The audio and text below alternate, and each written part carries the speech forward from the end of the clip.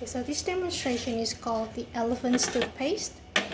I'm going to be pouring 30% of hydrogen peroxide. It's just approximately 15 mils.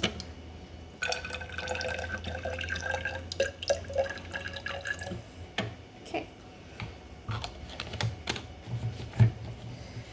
Then I'll transfer it into this volumetric flask.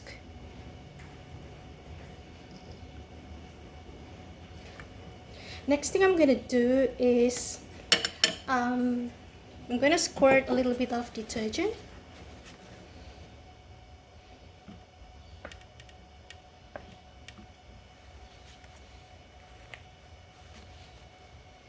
And just give it a swirl.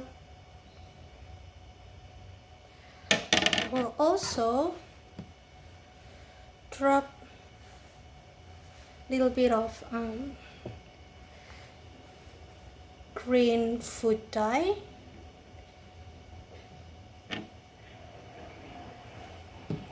And now I will add a spatula of solid potassium iodide. So, solid potassium iodide. And we'll see what happens.